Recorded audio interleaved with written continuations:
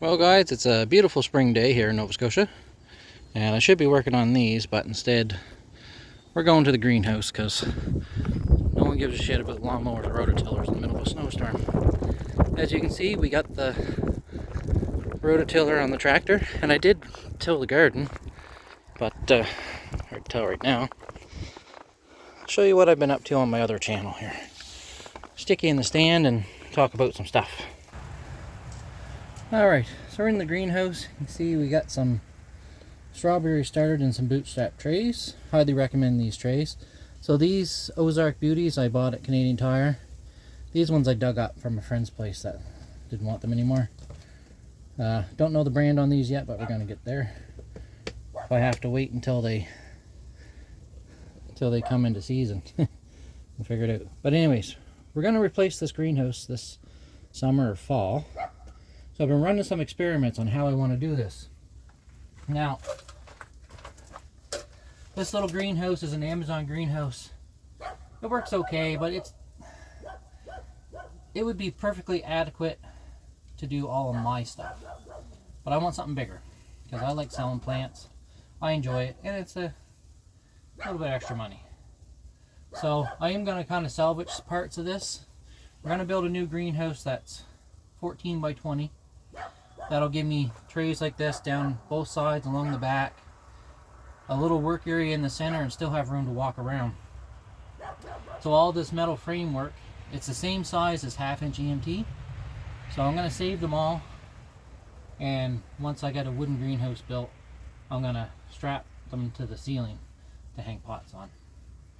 The main part of the roof here, I'm going to save that, and I've got a bunch of wiggle wire track. I'm going to probably use that to do the ends, and then new plastic on the sides and windows. But we're running some experiments about how we're going to heat that thing cost effectively. So I got a little diesel heater. I think it's going to do okay. But this is a little 4-tier, 4-tier greenhouse. As you see, it's snowing out right now. It's like 1 degree. It's been dropping down to about -1 at night the last couple of nights. Which, in here, there was frost in here last night at midnight. I was out here. And even with frost in here, so say 0 degrees inside, in this little greenhouse right now, it is 12 degrees in the greenhouse, and the soil is 17 degrees. The way I'm accomplishing that is just with seed mats. They're, I don't know, like 20 watts. They're not very much, or maybe they're 40 watts. I honestly don't know. I googled it. I come up with some different numbers. So 17 is really not enough to germinate plants, but it is plenty to just to hold them. So what I'm going to be doing, got any kicking around? Not really. I've got some 200 cell plug trays. I'm going to start them in the house on a rack, much like this. A little bigger, but twice the size. I'm going to start them on a rack, then transplant them into like 6 cells. And the early ones, they go in bigger trays like these little peppers, these chili peppers.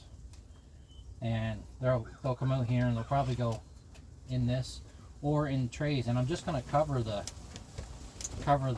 benches. So I'll have supplemental heat and some heat mats. It should do it. But if you've got a little greenhouse, it's still pretty cold right now here in Nova Scotia. We've had some nice days, but this isn't one of them. This might be an option for you. If these have been in here for a week, there's a little bit of shock on it, but I think it's because it was getting way too much sun during the day, so I put a shade mat on it. And this wasn't that expensive. Like, I think 3 mats and the temperature controller here for the mats was $35. And then $13 for the 4th mat. It's not that much. Especially when you consider to buy these plants, you're going to pay $5, $4 or $5 for just one of these at the greenhouse. And these ones are in these bags. I want to say something on these bags. I don't like them. I thought I did.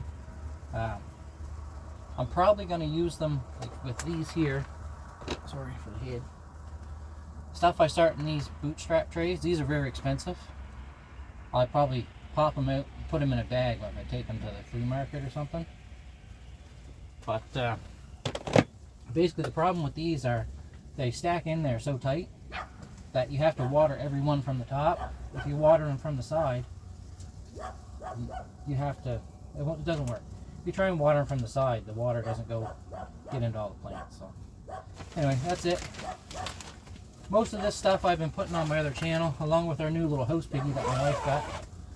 I'm gonna try and put a link in the description if I figure how.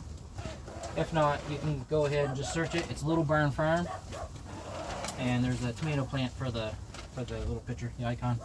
If you want to check that stuff out. So thanks for watching, guys, and we'll see you next time.